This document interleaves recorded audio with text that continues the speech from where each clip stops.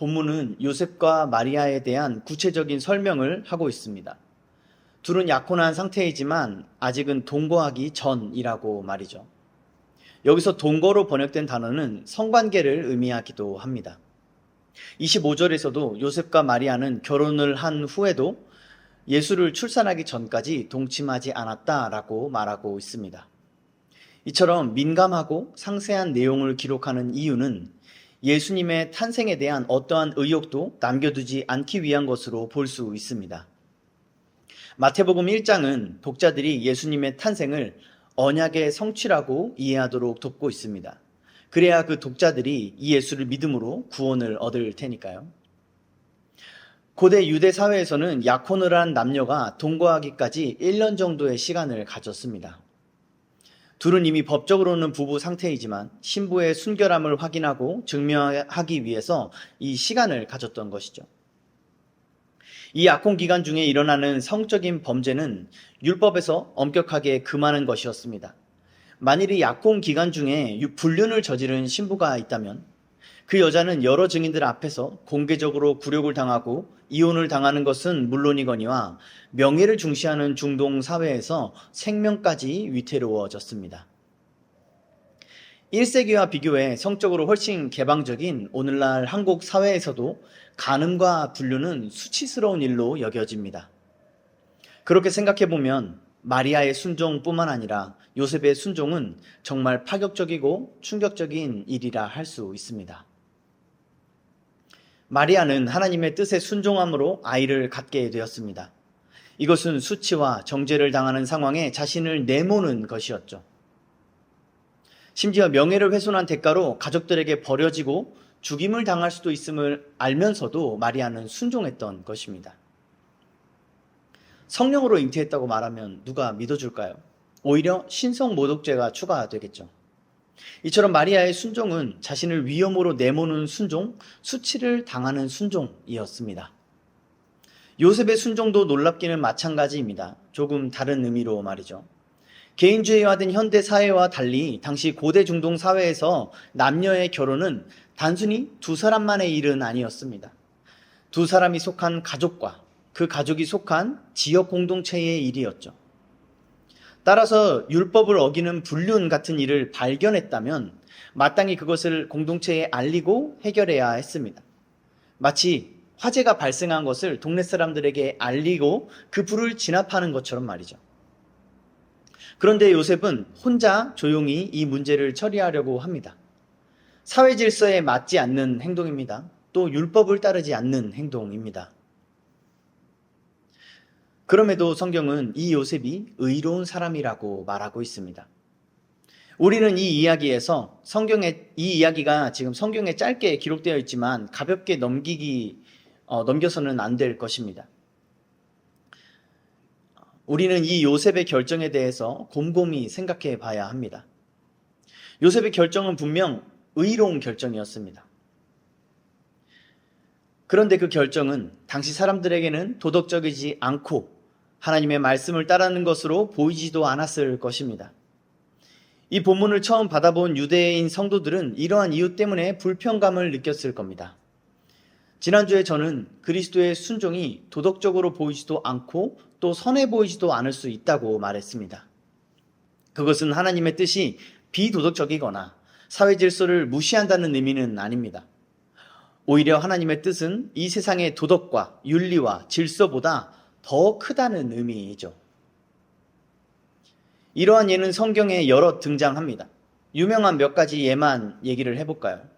먼저 사울을 피해 도망가던 다윗이 제사장들만 먹을 수 있도록 율법으로 정했던 진설병을 먹은 일이 있습니다.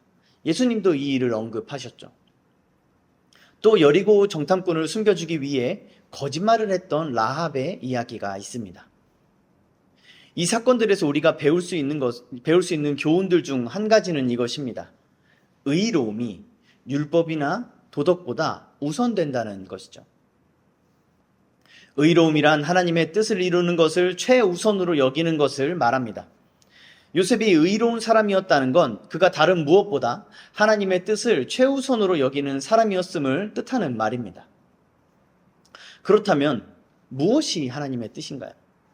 말씀대로 행하는 것일까요? 아닙니다.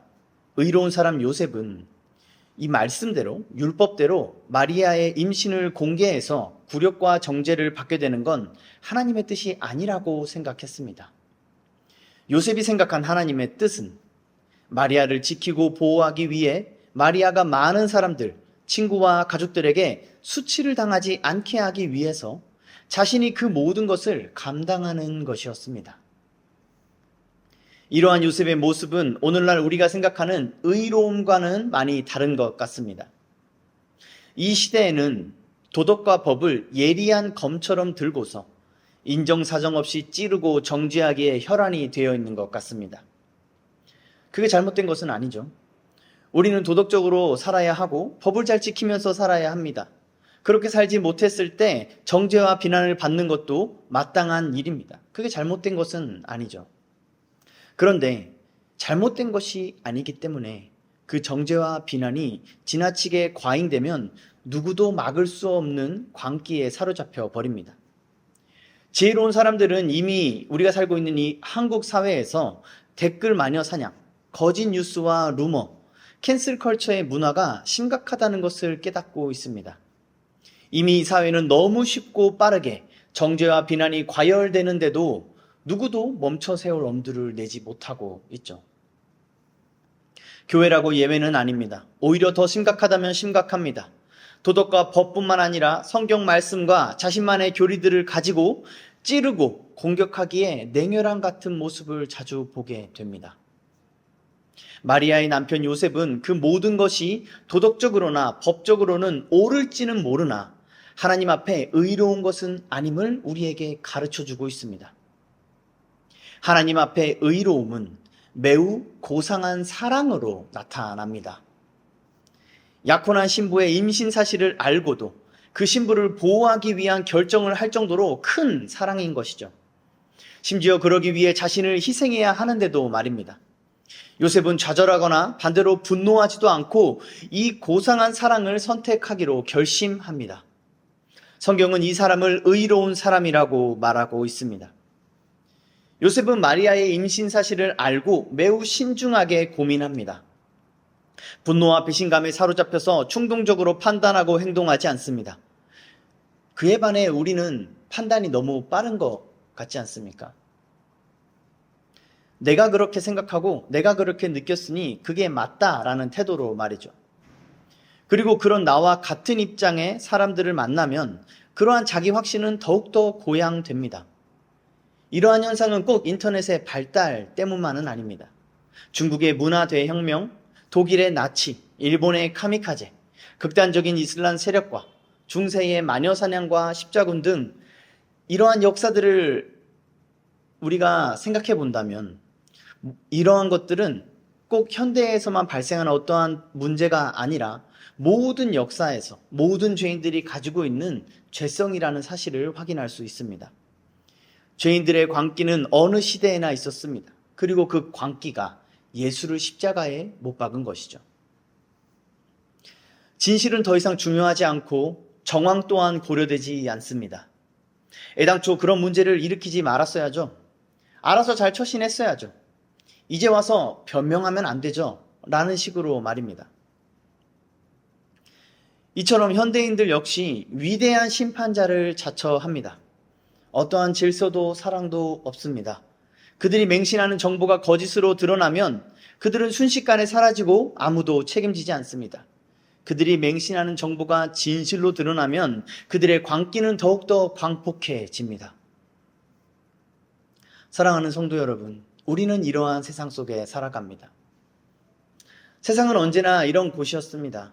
이러한 세상 속에서 그리스도인들은 어떻게 살아야 하는 걸까요? 물론 잘못이 있으면 지적해 주어야 합니다. 죄를 범하면 응당한 벌을 받아야 합니다. 그러나 그리스도인들은 거기에 사랑을 더해야 합니다. 세상이 감히 흉내낼 수도 없는 매우 고상한 사랑을 더해야 합니다. 의로운 사람은 그런 사람입니다. 하나님께서 우리를 의로운 사람으로 성도로 부르시는 것은 우리가 그러한 사랑을 행하며 살기를 원하시는 것입니다. 형제의 허물과 수치를 짊어지는 사랑을 말이죠. 예수님의 사랑이 바로 그런 사랑이었습니다. 죄인인 우리를 형제라 불러주시고 우리의 죄악으로 인해 우리가 마땅히 져야 할 공개적인 굴욕과 수치, 정죄와 사망의 심판을 의로우신 예수님께서 전부 짊어지셨습니다. 이러한 예수님의 사랑은 미디어가 그려내는 것처럼 우리의 눈에 아름다운 것은 아닙니다. 자기 형제를 향한 예수님의 사랑은 참으로 수치스럽고 흉측하고 불쾌한 것이어서 그 형제들이 예수를 다 버리고 부인했을 정도였습니다. 그래서 예수의 제자들은 훗날 예수님의 사랑을 말하면서 고난이라고 말하는 것입니다. 예수님의 사랑, 그 이롭고 고상한 사랑은 죄인인 우리에게는 너무나 견디고 어려운, 버거운 고난이고 고통인 것입니다. 사랑하는 성도 여러분, 우리는 이러한 사랑으로 부름을 받았습니다. 이러한 사실을 믿으십니까? 의로운 요셉은 하나님의 뜻을 생각하다가 잠에 들었던 것 같습니다. 아마도 이제 내일 날이 밝는 대로 결심한 것을 실행하려고 했겠죠. 그런데 그 밤 꿈에서 하나님의 사자가 나타나 요셉을 부릅니다. 20절 21절입니다. 이 일을 생각할 때에 주의 사자가 현몽하여 이르되 다윗의 자손 요셉아 내 아내 마리아 데려오기를 무서워하지 말라. 그에게 잉태된 자는 성령으로 된 것이라. 아들을 낳으리니 이름을 예수라 하라. 이는 그가 자기 백성을 그들의 죄에서 구원할 자이심이라 하니라. 아멘. 요셉의 꿈에 주님의 사자가 나타나는 사건이 마태복음에만 4번 기록되어 있습니다. 이것은 중간기 때 유대인들에게는 익숙한 것이었죠. 그들은 하나님의 계시가 의인들에게 천사와 꿈을 통해서 전해진다고 생각했습니다. 요셉도 그렇게 생각했던 사람들 중 하나였을 것입니다. 그래서 하나님께서 사자를 통해 요셉의 꿈에 나타나신 것은 이제부터 할 말이 하나님의 계시라는 것을 요셉이 인정하도록 하기 위함이었을 것입니다. 하나님은 마리아나 사가랴처럼 요셉이 깨어있을 때, 맨정신일 때 만나실 수도 있었습니다. 그리고 마태는 어쩌면 하나님은 꿈을 통해서 만나는 것이 요셉에게 더 좋겠다라고 생각했을지 모릅니다. 그리고 마태는 하나님께서 꿈을 통해서 요셉에게 말씀하신 일을 4번이나 기록하면서 예수님의 탄생 과정에 대한 하나님의 주권을 강조하고 예수님의 탄생이 구약의 언약들뿐만 아니라 중간기에 유대인들이 바랐던 그 메시아의 탄생임을 독자들에게 알려주려고 했다라고 볼 수 있습니다. 이러한 모든 의도가 다 요셉과 복음서를 읽는 독자들을, 모든 성도들을 향한 하나님의 뜻인 것이죠. 그렇게 나타난 주의 사자는 요셉을 다윗의 자손이라 부릅니다. 이것은 예수님께서 요셉을 통해 다윗의 계보에 들어오셨음을 보여주는 호칭입니다. 요셉은 마리아를 아내로 맞이하고 마리아가 낳은 아들을 자신의 아들로 인정하면서 그 아들의 이름을 직접 예수라고 부릅니다. 그렇게 예수님은 다윗의 자손 요셉의 집안으로 입양되신 것이죠. 마태는 이 일이 구약의 선지자를 통해 하신 하나님의 말씀을 성취한 것이라고 말합니다. 22, 23절은 천사의 말이 아니라 마태의 해설입니다. 제가 읽겠습니다. 이 모든 일이 된 것은 주께서 선지자로 하신 말씀을 이루려 하심이니 이르시되 보라 처녀가 잉태하여 아들을 낳을 것이요 그 이름은 임마누엘이라 하리라 하셨으니 이를 번역한즉 하나님이 우리와 함께 계시다 함이라. 이사야서에 기록된 이 예언은 요셉의 꿈에 나타난 천사의 말과 평행을 이룹니다. 두 말 모두 처녀의 잉태와 아들을 낳을 것을 말하고 그 아들의 이름을 지어준 다음에 그 이름의 뜻을 설명합니다. 그런데 여기서 다른 것이 하나 있습니다. 그것은 바로 이름입니다. 선지자는 임마누엘이라고 했는데 천사는 예수라고 말합니다. 임마누엘이 곧 예수라는 뜻입니다. 예수가 곧 임마누엘이라는 뜻이죠. 예수께서 그 이름의 뜻대로 자기 백성을 그들의 죄에서 구원하시는 방법이 바로 임마누엘인 것입니다. 그들과 함께 하시는 것입니다. 하나님께서 함께 하시는 것이 곧 구원인 것이죠. 요셉이 마리아와 함께 하지 않았다면 마리아는 죄인으로 정죄를 받았을 것입니다. 율법에 따르면 돌에 맞아 죽었어야 했죠. 마찬가지로 의로우신 예수님께서 우리를 자신의 신부 삼지 않으셨다면 우리는 죄인으로 정죄를 받고 죽임을 당했을 것입니다. 주님께서 우리와 함께 하심이 우리의 구원이 된 것입니다. 하나님은 죄인과 함께 하심으로 죄인을 구원하십니다. 그리고 하나님은 구원하신 자들과 영원히 함께 하십니다.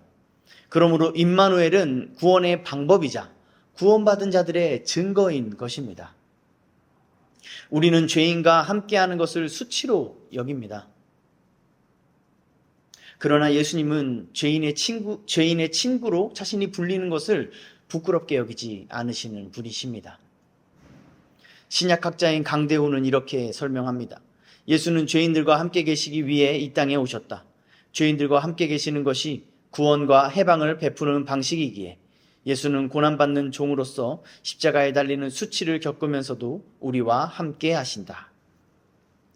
이처럼 예수님은 우리의 죄와 수치를 짊어지시려고 임마누엘로 우리에게 오신 하나님이십니다. 임마누엘이라는 주제는 마태복음 전체를 관통하는 주제입니다. 선지자의 예언에서 이 이름은 유대인들에게 한정된 것이었습니다. 그래서 우리라고 말한 것이죠. 하지만 마태복음에 나타난 천사는 자기 백성이라고 확장해서 말을 합니다. 그렇게 이방인도 포함하는 교회 공동체를 암시하고 있는 것입니다. 마태복음은 유대인으로 시작해서 이방인으로 끝나고 임마누엘로 시작해서 임마누엘로 끝나는 구조를 가지고 있습니다. 신학자 데럴벅은 마태복음은 교회에 대해 직접적으로 언급한 유일한 복음서라고 말합니다. 그래서 임마누엘은 단순히 이름이기만 한 것은 아닙니다. 이 이름은 예수를 통해 구원을 경험한 교회 공동체의 고백인 것이죠. 임마누엘이 교회 공동체의 고백이라면 예수의 이름 역시 교회 공동체 안에서 이해되어야 합니다. 그래서 기독교의 교회를 떠난 개인의 신앙은 없고 교회와 상관없는 개인의 구원은 없습니다. 개인주의가 너무도 만연해진 이 시대의 교회를 향해서 이 진리는 몇 번이고 선포되어야 할 것입니다. 어째서 그런지를 다르게 설명하자면 이렇습니다. 공동체가 필수가 아니라면 사랑은 필수가 아니게 됩니다. 사랑이 필수가 아니게 되면은 의로움은 더 희귀해집니다. 의로운 사랑 역시도 희귀해지는 것이죠. 그리고 의롭지 않은 사랑은 그리스도께 속한 사랑이라고 말할 수 없습니다. 이것이 이 시대의 교회가 불의와 죄악으로 더럽혀지는 원인이라 할 수 있습니다. 그런 공동체는 임마누엘을 고백할 수 없습니다. 그들이 서로 사랑함으로 하나 되지 않았는데 어떻게 하나님께서 우리와 함께 하신다라고 고백할 수 있겠습니까? 임마누엘을 고백하지 못하면서 예수를 믿는다고 말할 수는 없는 노릇입니다. 요한일서 1장 3절은 우리의 사귐은 아버지와 그의 아들 예수 그리스도와 더불어 누림이라 라고 말하고 있습니다. 서로 사랑하지 않는 공동체의 신앙 고백은 거짓이고 위선인 것입니다. 이사야 선지자 때도 신약 시대 때도 역사는 언제나 임마누엘을 고백하지 않는 자들에게 하나님의 심판이 임했음을 우리에게 경고하고 있습니다. 사랑하는 성도 여러분, 이것이 하나님의 말씀입니다. 이것이 예수의 이름에 담긴 의미이고 임마누엘에 담긴 의미입니다. 이 말씀을 들은 우리는 이제 어떻게 해야 할까요? 24, 25절입니다. 요셉이 잠에서 깨어 일어나 주의 사자의 분부대로 행하여 그의 아내를 데려왔으나 아들을 낳기까지 동침하지 아니하더니 나음의 이름을 예수라 하니라. 본문은 주체적이고 적극적인 동사 두 가지를 사용하고 있습니다. 요셉이 일어났다라는 표현은 성경에서 환상을 본 사람이 순종할 때 하는 행동을 표현할 때 자주 사용하는 동사입니다. 하나님의 말씀을 들은 요셉은 즉시 일어나 순종했습니다. 요셉은 어떻게 그럴 수 있었을까요? 요셉은 하나님의 언약을 믿고 있었음에 분명합니다. 메시아에 대한 약속과 하나님의 거룩한 영에 대한 말씀들과 그리고 선지자들을 통해 주신 예언들을 깊이 묵상하고 마음에 품고 간절히 믿음으로 기다렸던 것입니다. 그렇게 요셉은 즉각적이고 적극적인 순종을 행합니다. 하지만 그가 순종해야 할 일은 여전히 무모하고 위험한 일이었습니다. 요셉은 의로운 사람이었죠. 그가 마리아를 가만히 끊고자 했던 것은 아무나 따라할 수 없는 대단한 결단이고 순종이었습니다. 하지만 하나님의 뜻은 오히려 그 마리아를 데려오는 것이었죠. 주의 사자가 요셉에게 한 첫 마디가 무엇이었나요? 마리아 데려오기를 두려워하지 말라였죠. 요셉은 약혼녀의 임신 사실에 배신감을 느끼거나 분노하기보다 두려워했습니다.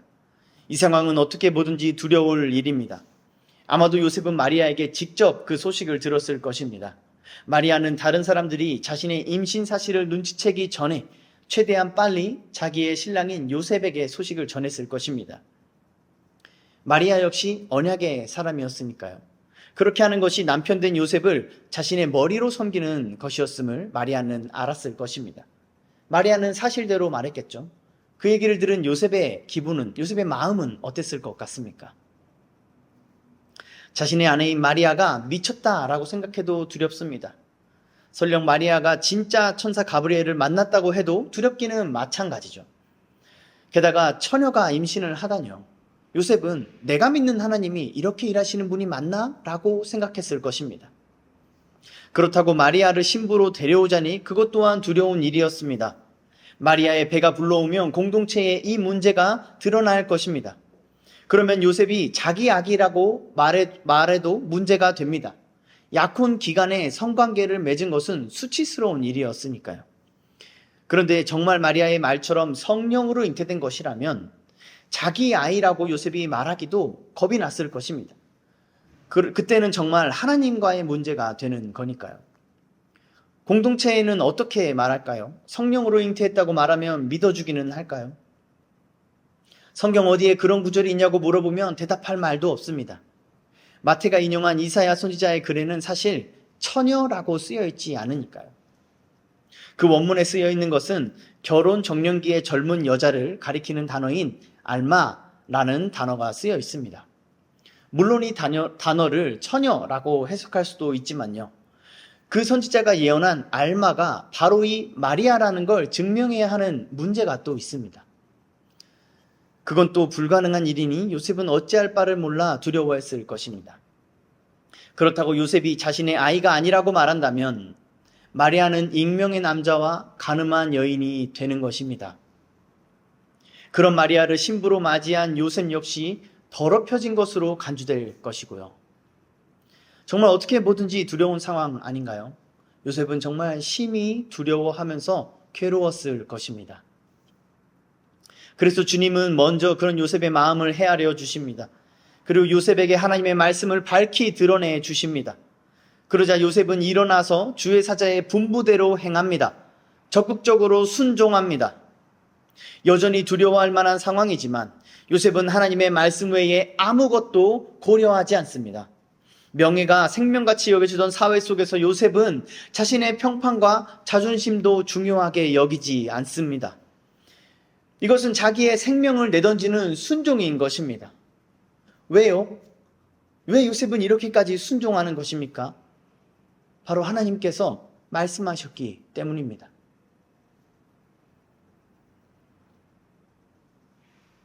하나님께서 말씀하셨기 때문에 친구들에게, 가족들에게 버림받을 수도 있는 위험에 자신을 내던질 수 있는 것입니다. 의로운 사람 요셉에겐 하나님께서 말씀하셨다는 사실 하나만으로 충분했기 때문입니다. 가만히 끊고자 했던 요셉의 결단도 의롭고 대단한 순종이었습니다. 그러나 하나님께 받은 약속의 말씀은 더 나은 순종으로 요셉을 인도하고 있습니다. 본문에서 발견할 수 있는 요셉의 순종은 세 가지입니다. 첫 번째는 마리아를 데려와 신부 삼는 것입니다. 아내로 맞이하는 것이죠. 24절에서 데려왔다라는 표현은 결혼이 이루어져서 동거하는 상태가 되었다는 것을 뜻합니다. 주의 사자의 본부대로 행한 것이죠. 이러한 요셉의 의로운 순종 덕분에 마리아는 구원을 받습니다. 이제 마리아는 배가 불러와도 안전합니다. 요셉이 마리아의 머리가 되어서 마리아와 태중에 있는 아이를 지킬 것이기 때문입니다. 주변 사람들의 온갖 정죄와 비난과 폭력에도 요셉은 자기 몸처럼 마리아와 그 태중에 있는 아이를 지키며 하나님의 말씀에 순종함으로 그렇게 할 것이기 때문입니다. 이 모습은 십자가에서 온전히 순종하심으로 교회를 자신의 몸이요 신부로 삼으신 예수님의 모습을 닮아 있습니다. 두 번째 요셉의 순종은 기다리는 것입니다. 첫 번째 순종이 용기를 내어 순종하는 것이었다면 기다리는 순종은 반대로 행하지 않고 인내하는 순종입니다. 오래 참고 인내하는 게 얼마나 어려운지는 해본 사람들이라면 다 알 것입니다. 차라리 왁 하고 질러버리는 게 훨씬 쉬운 일이죠. 하지만 요셉은 기다립니다. 신앙의 목적으로 부부관계를 일시적으로 중단하는 것은 당시 전통에서도, 유대 전통에서도 행해졌던 일입니다. 하지만 여기서 요셉의 순종은 조금 다릅니다. 그는 전통과 율법을 따라 기다리는 것이 아니라 하나님의 말씀을 따라 기다리는 것이니까요. 이 기다림에는 하나님을 향한 경외와 소망이 있었을 것입니다. 요셉과 마리아에게 이 기다림의 시간은 하나님을 예배하는 시간이었을 것입니다. 하나님의 오래 참으심은 언제나 그의 백성의 구원을 이루었음을 이들은 생각했을지 모릅니다. 수백 년을 기다리던 메시아를 이제 몇 개월만 더 참으면 만날 수 있으니 어떤 날은 설레어 잠을 못 자다가 또 어떤 날은 시간이 너무 더디 가는 것 같아서 조바심을 내기도 했을 것입니다. 휴가를 앞둔 직장인처럼, 저녁을 앞둔 군인처럼 말이죠. 첫 번째 순종에는 구원이 있습니다. 두 번째 순종에는 설렘이 있었죠. 그리고 마지막 세 번째 순종에는 감격이 있습니다. 세 번째 순종은 아들에게 예수라는 이름을 붙여주는 것이었습니다. 이 또한 주의 사자의 분부대로 한 것이죠. 드디어 아이가 태어났습니다. 정말로 성령으로 잉태되어 성령으로 아기가 태어난 것입니다. 주의 사자가 말한 대로 딸이 아니라 아들이 태어났습니다. 마태는 예수님께서 태어나시는 상황을 자세히 그리지는 않습니다. 하지만 1장 전체에서 구약과 중간기의 유대적 요소들을 잔뜩 사용하면서 이 아기 예수가 그들이 수백 년을 기다려온 바로 그 메시아임을 선포합니다. 그 가슴 떨리는 선포의 끝에 이 사람, 다윗의 자손, 예수, 의로운 사람 예수가 그 아기에게, 이 사람, 다윗의 자손 요셉, 그 의로운 사람 요셉이 그 아기에게 예수라는 이름을 붙여줍니다. 요셉은 갓 태어난 사내 아이를 품에 안으면서 하나님이 우리와 함께 하신다, 하나님이 우리를 구원하신다라고 고백한 것이죠. 요셉은 아들을 낳았습니다. 그리고 이름을 붙여주었죠. 그런데 주의 사자가 전한 말씀이나 선지자가 전한 예언에는 이 다음에 하나가 더 있습니다. 그것은 바로 하나님께서 함께 하심으로 자기 백성을 그들의 죄에서 구원하시는 일입니다.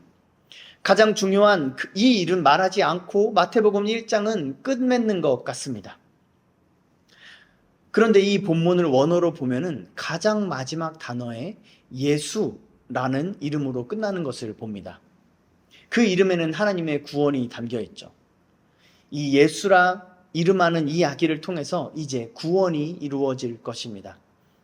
다시 오늘 본문 시작인 18절로 올라가 볼까요? 18절의 시작은 이렇습니다. 예수 그리스도의 나심은 이러하니라. 이 예수 그리스도의 나심은 1절에 예수 그리스도의 계보와 같은 단어입니다. 이어지는 2절에서 17절이 예수께서 메시아이심을 말하고 있죠. 그리고 다시 18절에서 예수 그리스도의 계보를 다시 말하고 있는 것입니다. 지난주에 살펴본 것처럼 사람의 계보는 죄악과 심판의 역사였습니다. 그러나 예수님의 계보는 의와 구원의 역사입니다. 그의 계보가 이루어짐에 있어서 마태는 한 의로운 사람의 순종을 보여줍니다. 그는 다윗의 자손이죠. 다윗의 자손이자 의로운 사람의 이름은 요셉이지만 우리는 그를 통해 더욱 의롭고 온전한 사람인 예수를 바라보게 됩니다. 마태복음 1장에서는 수많은 이름들이 언급되고 있지만 마태는 특별히 다윗의 자손 요셉에게 주목하고 있습니다. 우리는 마태가 기록한 요셉의 모습을 통해 장차 예수께서 행하실 일들을 생각할 수 있죠. 사랑하는 성도 여러분, 성도라 불리는 여러분이 바로 이 요셉 같은 사람들입니다. 여러분의 의로운 순종을 통해 사람들은 예수 그리스도를 보게 될 것입니다. 의로운 순종은 하나님의 말씀을 따라 무모하고 위험한 일에라도 자신의 생명을 거는 순종입니다. 이것은 불신자들이 결코 행할 수 없는 행동입니다. 모두가 꺼리는 일이죠. 그러나 의로운 사람은 어떤 리스크를 감당하면서라도 더 나은 순종으로 살아갑니다. 의로운 사람은 주의 교회를 위해 순종합니다. 하나님의 말씀은 교회를 위한 것들이니까요. 죄인들을 데려와서 한 가족이 되고 그들의 멍에를 함께 짊어지는 순종을 기꺼이 하는 공동체야말로 임마누엘로 우리에게 오신 그리스도를 머리 삼은 교회라고 할 수 있습니다. 그리스도인들은 의로운 사랑을 하는 사람들입니다. 학교에서나 회사에서나 교회에서나 소외된 자들의 친구가 되어주는 사람들이죠. 그리스도인들은 다른 사람들의 눈치를 보지 않습니다. 주류 세력에 편승하려 하지도 않고 그들에게 휘둘리지도 않습니다. 의로운 사랑이란 감정에 휘둘리지 않고 오직 말씀에 붙들려 순종하는 사랑입니다. 이러한 사랑은 경건이라고 부를 수 있습니다. 그리스도인들은 그렇게 고상한 사랑을 행하면서 경건한 삶을 살아갑니다. 유행을 따라가기보단 검소한 삶을, 괜찮은 삶보단 경건한 삶을 추구하는 것입니다. 이러한 그리스도인들이 모인 공동체를 우리는 교회라고 부릅니다. 의로운 사람들은 교회로 모여서 서로 사랑합니다. 그래서 오래 참습니다. 온유합니다. 서로를 사랑해서 시기하지도 않고 자랑하지도 않습니다. 그러니 교만하지도 않습니다. 무례하게 행하지도 않고 자기의 유익을 구하지도 않습니다. 다만 서로에게 고상한 사랑, 의로운 사랑을 행하기만을 힘써 합니다. 그래서 성내지도 않고 악한 것을 생각조차 안 합니다. 당연히 공동체 안에 불의가 생기는 것을 기뻐하지 않습니다. 불의는 의로운 사랑의 유익들을 망가지게 하기 때문이죠. 사랑하는 성도 여러분, 여러분은 교회를 이렇게 사랑하십니까? 여러분의 형제와 친구와 가족을 이와 같이 사랑하고 계십니까? 의로운 사랑은 모든 것을 참습니다. 의로운 사랑은 모든 것을 믿습니다. 교회는 서로를 믿어줍니다. 교회는 의로운 사랑으로 하나가 되어서 모든 것을 바라고 모든 것을 견디는 공동체입니다. 예수님께서 친히 보여주셨고 오늘 요셉의 모습을 통해서도 배울 수 있는 이 의롭고 고상한 사랑이 모든 믿는 자들이 살아내야 하는 모습인 것입니다. 그런 공동체에, 교회에 임마누엘 하나님께서 함께 하십니다. 그래서 하나님을 사랑하는 사람은 교회를 사랑할 수밖에 없습니다. 하나님과 함께하는 사람은 교회를 사랑할 수밖에 없습니다. 그리스도인은 교회가 세상에서 공개적인 수치와 굴욕을 당하더라도 교회를 사랑하고 교회와 함께합니다. 사랑하는 성도 여러분, 여러분이 이러한 그리스도인이 맞으십니까? 예수를 믿음으로 살아가시는 여러분들의 순종은 의롭고 대단한 순종입니다. 하지만 우리는 더 나은 순종으로 나아가야 할 줄 믿습니다. 가만히 끊기보다는 데려오는 순종, 나의 도덕적 판단보다 하나님의 말씀을 따르는 순종, 나를 지키는 순종보다 주와 함께 나를 버리는 순종, 사람들이 공감하는 순종보다 하나님께서 의롭다고 인정하시는 순종으로 나아가는 우리 모두가 되기를 소망합니다. 하나님의 언약을 따라 예수님께서 이 땅에 오셨습니다. 예수를 통하여 하나님은 자기 백성을 구원하시고 그들과 영원히 함께 하십니다. 이 위대한 역사에서 하나님은 의로운 한 사람을 주목하십니다. 그 한 사람이 저와 여러분 되기를 우리 주 예수 그리스도의 이름으로 간절히 소망합니다.